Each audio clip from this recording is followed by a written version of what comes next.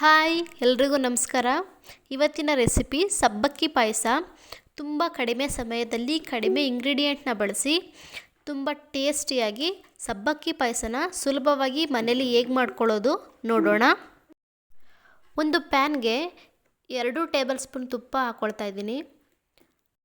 ತುಪ್ಪ ಬಿಸಿ ಆದಮೇಲೆ ಕಟ್ ಮಾಡಿಟ್ಟಿರೋ ಬಾದಾಮಿನ ಹಾಕ್ಕೊಳ್ತಾ ಇದ್ದೀನಿ. ನೀವಿಲ್ಲಿ ದ್ರಾಕ್ಷಿ, ಗೋಡಂಬಿ, ಇನ್ನು ಬೇರೆ ಥರ ಡ್ರೈ ಫ್ರೂಟ್ಸ್ನ ನೀವು ಯೂಸ್ ಮಾಡ್ಕೋಬೋದು. ನೀವು ಡ್ರೈ ಫ್ರೂಟ್ಸ್ನ ತುಪ್ಪದಲ್ಲಿ ಹಾಕುವಾಗ ಮೀಡಿಯಮ್ ಫ್ಲೇಮಲ್ಲಿರಲಿ. ಹೈ ಫ್ಲೇಮ್ ಇತ್ತು ಅಂದರೆ ನೀವು ಹಾಕಿರೋದೆಲ್ಲ ಸಿದೋಗ್ಬಿಡುತ್ತೆ. ಮೀಡಿಯಮ್ ಫ್ಲೇಮಲ್ಲೇ ರೋಸ್ಟ್ ಮಾಡ್ಕೊಳ್ಳಿ. ನಾನು ಇಲ್ಲಿ ಬಾದಾಮಿನ ಮೀಡಿಯಮ್ ಫ್ಲೇಮಲ್ಲೇ ರೋಸ್ಟ್ ಮಾಡ್ಕೊಳ್ತಾ ಇದ್ದೀನಿ.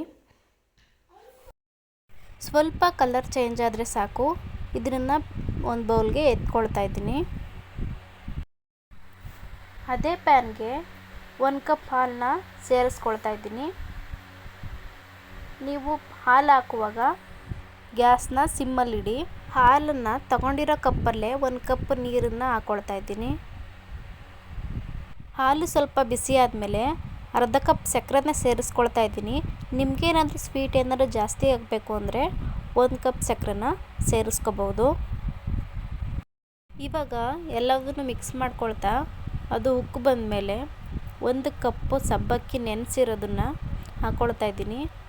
ಇದನ್ನು ಒಂದು 5 ಗಂಟೆ ಟೈಮ್ ನಾನು ನೆನೆಲಿಕ್ಕೆ ಇಟ್ಟಿದ್ದೆ. ನೆನೆಸಿರೋದನ್ನು ಹಾಕ್ಕೊಳ್ತಾ ಇದ್ದೀನಿ. ನೀವು ಮಿನಿಮಮ್ 3 ಗಂಟೆ ಟೈಮ್ ಆದರೂ ನೀವು ನೆನೆಸಿರ್ಬೇಕಾಗುತ್ತೆ. ಸಬ್ಬಕ್ಕಿನ ಹಾಕಿದ್ಮೇಲೆ ನೀವು ಕೈ ಬಿಡ್ದೇ ಇದನ್ನು ತಿರುಗಿಸ್ತಾನೆ ಇರಬೇಕು, ಇಲ್ಲ ಅಂದರೆ ತಳ ಹಿಡಿಯುತ್ತೆ. ನಿಧಾನವಾಗಿ ಕೈಯಾಡ್ತಾನೆ ಲೋ ಫ್ಲೇಮಲ್ಲಿ ನೀವು ಪಾಯಸನ ತಿರುಗಿಸಿ ಬೇಯಿಸ್ಕೋಬೇಕಾಗುತ್ತೆ. ಅತಿ ಗಟ್ಟಿ ಇಲ್ದೇ ಅತಿಯಾಗಿ ತೆಳುವಾಗೂ ಇಲ್ದೇ ಮೀಡಿಯಮ್ ಹದದಲ್ಲಿ ಪಾಯಸನ ರೆಡಿ ಮಾಡಿಕೊಂಡ್ರೆ ಇನ್ಸ್ಟೆಂಟಾಗಿ ಸರ್ವ್ ಮಾಡ್ಬೋದು. ನಿಮ್ಮ ಮಕ್ಕಳಿಗೆ ಇದು ಫೇವ್ರೆಟ್ ಪಾಯಸ ಆಗಿರುತ್ತೆ.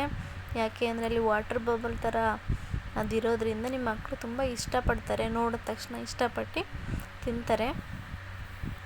ಇವಾಗ ಹುರಿದಿರೋ ಬಾದಾಮಿನ ಹಾಕ್ಕೊಳ್ತಾ ಇದ್ದೀನಿ. ಹಾಕ್ಕೊಂಡು ನೀಟಾಗಿ ಮಿಕ್ಸ್ ಮಾಡಿ ಒಂದು ಕುದಿ ಬಂದಮೇಲೆ ಗ್ಯಾಸ್ನ ಆಫ್ ಮಾಡ್ತಾ ಇದ್ದೀನಿ. ನಾನು ಮಾಡಿರೋ ರೀತಿ ಪಾಯಸ ನಿಮಗೆ ಇಷ್ಟ ಆಯಿತು ಅಂದರೆ ಪ್ಲೀಸ್ ಸಬ್ಸ್ಕ್ರೈಬ್ ಮಾಡಿ, ಸಪೋರ್ಟ್ ಮಾಡಿ, ಲೈಕ್ ಮಾಡಿ. Thank you.